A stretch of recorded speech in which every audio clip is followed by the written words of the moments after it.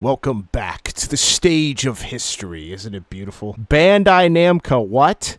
Who? Who's this new company I've never heard about? What? The Havoc engine? What the? Cryware. This is all new to me, as will be new to anyone who's ever seen Soul Calibur. It went from Soul Edge to now Soul Calibur IV as we're at. Project Soul yet again. And we'll get into this intro of the game, which I do believe is actually an in-game cutscene instead of an FMV. Absolutely different than what they're used to doing. But I think they wanted to show off the processing power of the PS3 and Xbox 360, which is what this game is available on. But it actually shows us the villain of the game, or I should say the antagonist. This is Algol. He's Warrior King, and his son got corrupted by Soul Edge, essentially. This is like thousands of years ago. It's a very long time ago, apparently. And he realized, no, my son! He's been corrupted. It's over. This game looks good. Even at 720p, which is the resolution I'm playing on right now, it still looks excellent. Also, there's no voice acting for this part. I don't know why. There's voice acting in this game, especially in the story mode endings. They all are voice acted. Every character's voice acted. So what Algol does, he decides to trap Soul Edge with him. That's where all this crystal stuff comes from, is actually what the new design of Soul Calibur looks like. Look at this guy, dude. That's Siegfried, baby. Look at that crystal armor. The armor's a bit goofy, but I could dig it, especially with how Siegfried is portrayed now in this game. That background art looked good. Oh my goodness. Ivy certainly got enlarged assets there. There's Hilda, new character. Look at this, Darth Vader. Yes, you heard it here first, folks. Darth Vader is in this game as a cameo character, which was a good idea. It definitely helped the sales of this game on the PS3, and then Yoda is on the Xbox 360 version. It's so good. Look, Mitsurugi versus freaking Darth Vader. In-game cutscene? Are you for real? That's insane. Or I should say in-engine cutscene is a better way of putting it. Look at this. They all mapped it out. Look at the freaking glare on Mitsurugi's blade. Is insane. This game was made for ray tracing 10 years before ray tracing came out. It's a shame, but this game still looks really good. I'd argue it's top 5 best looking PS3, Xbox 360 games of all time. This game is phenomenal looking. It's rarely surpassed. I'd argue Soul Calibur 5 might look a bit better in this game, but the aesthetic of this game's awesome. And this newly designed Nightmare, this one and Soul Calibur 2 are probably my favorite nightmares, because this isn't Siegfried Nightmare, this is Soul Edge Inferno, piece of that Soul Nightmare. Look at Soul Calibur, baby. Oh my goodness. This is a completely and utter redesign of the original, and it looks nothing like the original, but you can really tell that the essence of what they wanted to go for in terms of good or happiness, the opposite of Soul Edge. That was a beautiful intro. Lucasfilms, Bandai Namco, they fused together. Now they're one company, and they decided to release this. Look at this intro UI. Isn't it flippin' beautiful? Thorns on the sides, the font is beautiful, amazing. This is what I wanted all the time in Soul Calibur. Since Soul Calibur 2 is like this type of aesthetic. Look, each option you could go for, which is ironic because I'm on options, but each little slide here is like a sword. So good aesthetically. They understood the assignment of what they were missing from 3, where they're trying to go like too medieval and maybe like too many options to show on the screen, but this is just a simple UI. You don't have to make it more complicated than this. All right, so we're going into training mode. That's obviously the practice mode for this game, so I can show off some stuff with this. This is the character roster. Notice that there is no timer in this. I complain about that in Tekken because it is unnecessary in practice mode. I believe I got every character unlocked. I think this is something else, but I'm pretty sure I got every character unlocked. So we got Algol, who's the main antagonist per se. We got Solomel, who was the last antagonist of the previous game. I don't know why he's not dead. Whatever, it's Soul Calibur. They're just making it up as it go. Okay, he's not actually Abyss. It was actually Soul Edge controlling Abyss or whatever. Whatever excuse they give. You got Yoshimitsu back, Talum, Young Song, Sung Mina, Rock, Cervantes, Ivy, Astaroth, Killick, Changhua, butchering names, Hilda, which is a new character for this game, Maxi, Voldo, Tira, Nightmare, your custom character, Siegfried, Mitsurugi, Cassandra, Raphael, Taki, Setsuko, Amy, who was a bonus character in the previous game, is now a full-blown character in this. Sophitia, there we go. Lizard Man, Darth Vader, and The Apprentice, yes, because they also wanted to promote The Force Unleashed, which is why The Apprentice ended up in this game. Because I do believe Soul Calibur IV and The Force Unleashed were released in the same year, so this was obviously cross-promotion, which is awesome. And he's a fun character to play as well. But we're going to pick my boy, Siegfried. And of course, you could pick multiple options. You could pick the alt costume or the main costume. Just like in 3, you can customize your own character in this as well. You can also customize Siegfried to have him look like anything you want. But look at these 3D models. The 3D model will appear when you click the character, and you get to see their pose coming in. These maps are awesome too. They're all good. I don't think there's a bad map in this game. Unless competitively, maybe there is, but aesthetically, they're all good. They're all bangers. I love looking at all of them. They're just so beautiful to be around. This is the new versus screen as well. Great aesthetic, great music, and just everything's good about this game. It has that classic arcade feel, but it's modern. Time to play around. Nightmare's voice is probably my favorite voice. It essentially plays like Soul Calibur. I don't know if it feels more or less janky than 2, because that's everyone's favorite, right? That's the one that's considered the greatest of all time. This feels good, though. I can't really be mad about it. Look at this. Look how fine-tuned that is to do left and right and barely see it judder on the screen. That's insane. We got your back step. This is an insanely quick side step, and the sidewalking is much faster as well. I'll probably put on the screen the difference between Tekken 4 and Soul Calibur 4's movement. I mean, that's not really fair. And also, you see the character's model actually turn to see you. It's very interesting. Instead of just moving your head like they do in Tekken, the full torso and thighs and hips are at turn. It's insanely detailed. They just had to turn the head, and that would have been fine. Woo, look at that drop kick. So there's ring outs, good ring out font. The health bar's good in this game. The timer's good. I don't even know if I want to call it birds. It's like edge. Elegant edge is what I want to call it. Egyptian, the golden scarabs, the wings, all that good stuff. So it pretty much plays like every other Soul Calibur. I think there's something new in this game. I don't know what it is. What a great retrospective. I'll probably put on the screen what's new to this game, because I usually focus on the gameplay, right? But this game is known for everything else as well. Aesthetic, soundtrack, it's different modes, all that Namco goodiness that you'd like to expect in their games moving forward. When you win a round, it shows like a red jewel. I always thought that was an interesting change. So you got your soul gauge or whatever. Equipment could actually break in this game as well. So sometimes when you hit your opponent hard enough in a certain area, their stuff will just break. It looks pretty cool. Oh, see? My equipment broke. That's just Soul Calibur in a nutshell, man. It just feels good. I don't hate it. So this is the menu. You got your soul gauge stuff. Actually, it's really interesting. You could change the soul gauge to what you want it to be so it's at max. So let's look at the move list. I don't really show off the move list too often for this game at all, do I? I showed it more often in Tekken, but this game has a crap ton of moves you could do. It's insane. It's all centered around certain attacks like kicking, vertical, horizontal, signature moves, classic signature moves. Look at that. Double grounder beta, dude.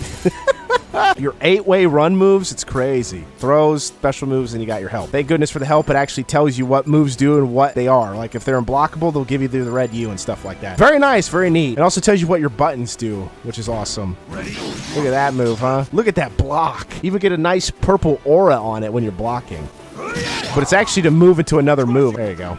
Ooh, you see that pose change? Because there's stance changes with Siegfried. And Nightmare, if I do believe. Like, some characters I think have stance changes, but Siegfried's definitely known for changing stance. Playing on a D-pad right now, and it feels good. I don't know if it feels as good as 2, but it doesn't feel bad. It may not be as impressive as 2's movement, but it definitely feels good. Look at the background 3D models of those statues. That water looks good. Like I said, this is in 720p. Obviously, I'll be rendering it in 1080p, but man, this is awesome. Enough gushing about the scenery. We got to get into the story. So Algo's like the main guy.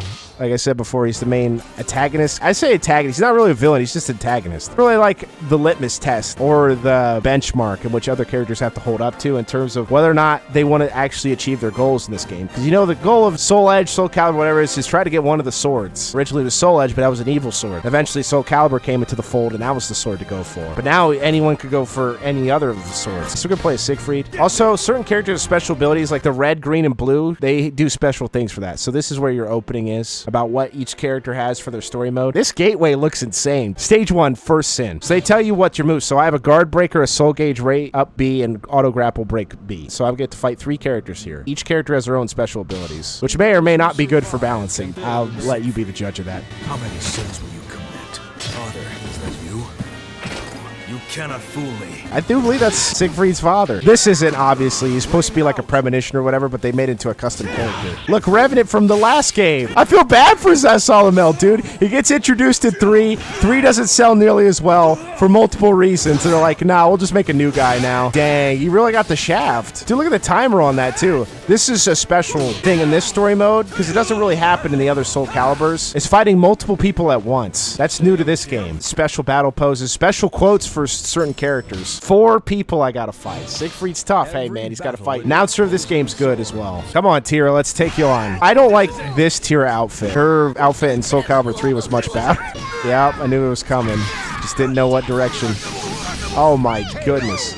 Wait, what? She hurt herself in the process? Oh, well. Voldo's back. Look at him. He looks so good. It's really impressive to me when something that you played when you were younger might even look better now, if not equal to what you thought you remembered it looking back then. I always thought that was interesting about nostalgia specifically. Usually in Stage 3, you get to fight a special character, a bonus character, that you can unlock by beating them. This is just like Link. Female Link, I guess? I don't know what else to say. She's just an elf. But this character has a backstory. Wow, that was crazy quick. Am I on easy? I don't know what difficulty time on it, but that was insane. Was that even 4 seconds? They try to combine old Soul Calibur with new Soul Calibur. There's some maps with walls. There's other maps that are just completely out in the open so you can get ring outs. There's some maps where there's no ring outs, which is here. I don't think you can ring out here or destroy the environment. So you gotta fight in this cathedral. Such a sick environment to have a fight. So these two have a history. She's from like the Wolf Crone Empire, and he's either from that same empire or another one that's close by. I think they're friends or allies. She's got a sick style though. She's got lance and sword. Ooh, Ivy.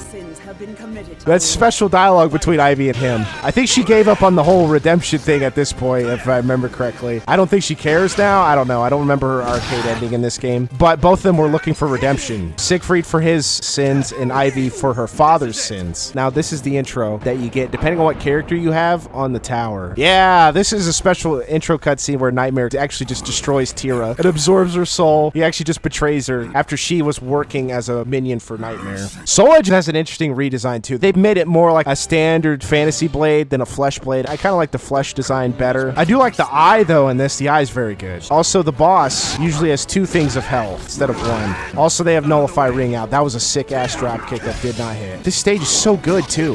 Just like a giant tower where you're above the freaking clouds. It's simple, but it works. So here we go. Special cutscene.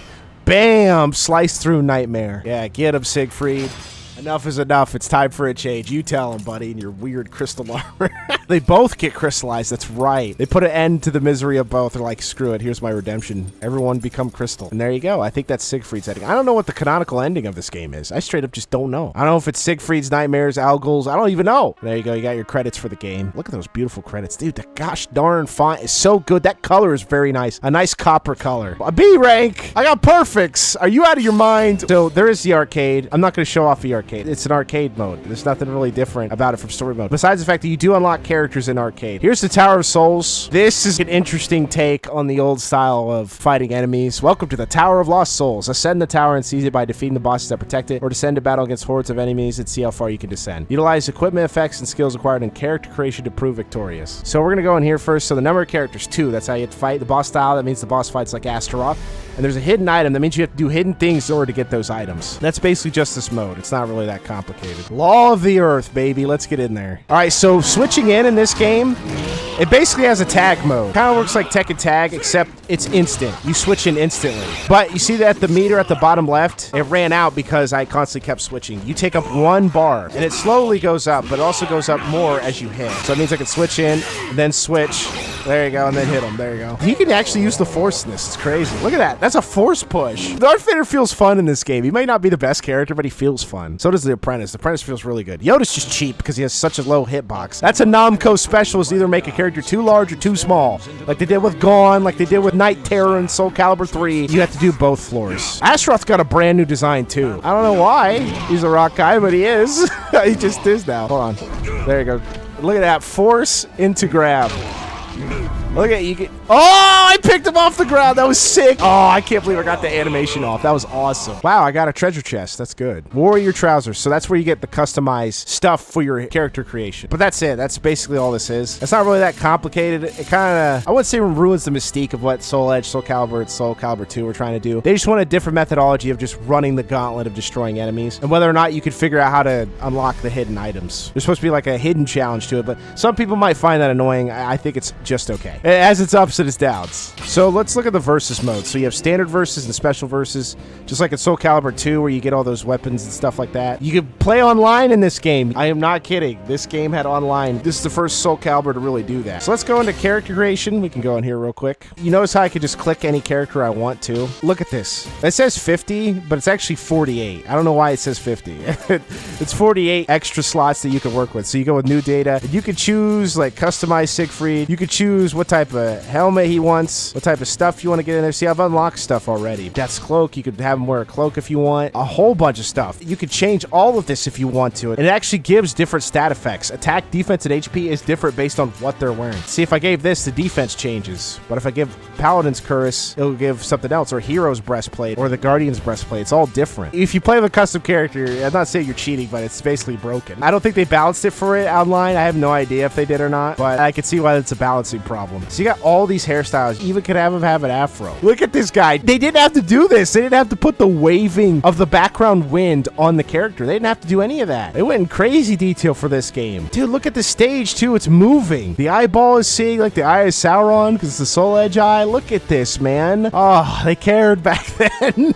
They cared back then. Look, Siegfried's eyes even follow you as you turn his character model. Are you kidding me, man? They did not have to do this. See, there's Soul Calibur. Soul Calibur kind of looked like this originally. It might look a little bit different now, but it was more like a blade back then. But now they're trying to go more for the crystal look. So then you could just do custom character too. Male or female, whoever you want. You can also choose a style. It'll tell all the new styles that are in here as well. You can pretty much play as anyone, except for Al Ghul. Al Ghul's the only one you can't choose as a play style in this. So you can auto-generate if you want. So you can have none, light armor, heavy armor, or standard equipment. We'll go heavy armor. Battle trait, attack focus, defense focus, HP focus, maximum attack, maximum defense, maximum HP, concentrated skill type, dispersed skill type, or none. Maybe we should do none. I think none might be better. Alignment is good or evil. This is auto-generated character. I don't care. Cool. He looks terrible. So it's just the same thing as you saw with Siegfried. These are different powers that you can choose. They tell you when they activate, how they activate, and what they do. Like this has a chance of preventing a ring out, right? Nullifying ring out. But this has a higher chance, the highest chance. You can tell by how much it takes in order for it to happen. Step cancel. Cancel move when used while attacking the opponent by simultaneously hitting A, B, and kick. Let's go. Simultaneously during battle. That's crazy. Look at all this stuff you can put on the character, which is nuts. You could change the background too. I forgot you could do this. Just change in the middle of the thing and it doesn't crash the game. Thank goodness. Hall of the Warrior God, dude. Look at this stage, man. Hey, this is a stage with walls as well. Look at this, man. Oh, this looks so good. You can test play your character too. You can change the pose if you want, whatever pose you want. So let's test play our character, shall we? If you don't even like it, you can just go back and try it again. Test play. See, he just plays like Siegfried. That's the thing though, is that it's just Siegfried. No, that's kind of a problem because the moveset's just the same, but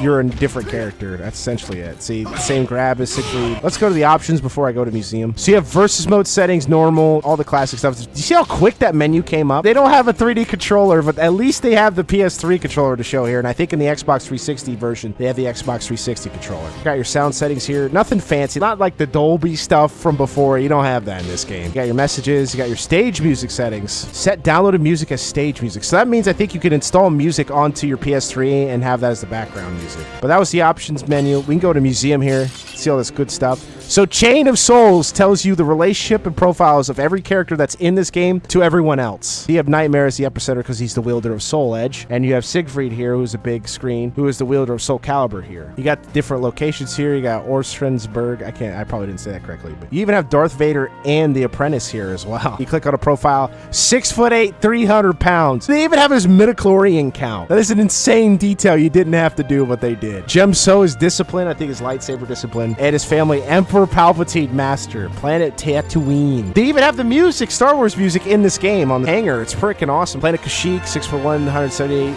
pounds. His master's Darth Vader at this point. It's freaking sick. All right, so that shows every character's profile and how they're connected to the story. Look, we got Al Ghul here. Look at this guy. Ages frozen in time, the hero king Al Ghul. An ancient dynasty. Height, whatever he wills it to be. Weight, whatever he wills it to be. Birth date, meaningless now. Only pure power courses through it. They did this as a joke. Family, all in the past, command of the flow of power.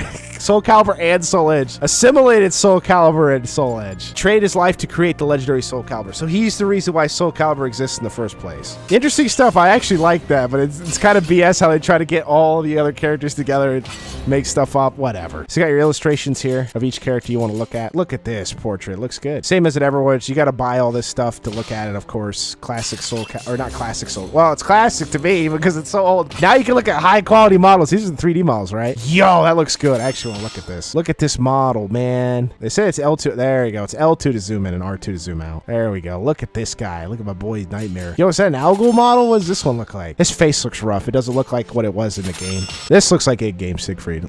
But these are just some high quality models you can look at, like each blade you can look at if you want. Promotional materials. I actually have a separate file for this. Look at that, man. That looks so good. Oh, you have Al Ghul just sitting in his throne. Look at it. Look at this. This clearly looks like a figurine or a doll version of him. I think that's what this is as well. This is like a doll version of Al Ghul. Look at this promotional image. Darth Vader and Nightmare. Are you kidding me, dude? How is that not a seller? There you go. We got some other special stuff here too. Yep, some character illustrations of these side characters that were made by special artists and never never come back again, if I remember correctly. Wait, can I not go to page 2? Oh, there we go. All these customized characters, anime characters that had no reason being in this game. I'm gonna be honest, the bonus characters aren't that great. It's just the same problem I have with Soul Calibur 3. It's just too many like who characters on the roster. So that's just a slideshow of all the items that you have in the game. That's the art gallery. We have event theater so you can see through everything. Opening, ending, extras, credits in the trailer. Yeah, the special trailer. But yeah, that shows his arcade stuff. Play the game, you'll find out yourself. I'm not supposed to show everything off. Openings. These are openings for each character you beat either in arcade or in story mode. Okay, these are the people I beat with story mode. I don't know what I was talking about before. And then you have your battle records, which is your standard stuff. It's nothing too crazy. But this is where the stuff of where you get honor from. Win a battle with critical finish. Land an attack on a taunting opponent. Cleared story mode with Darth Vader. Cleared arcade mode. Look at all that. I think that's it for the game. I definitely recommend this game. Its alt modes aren't very good.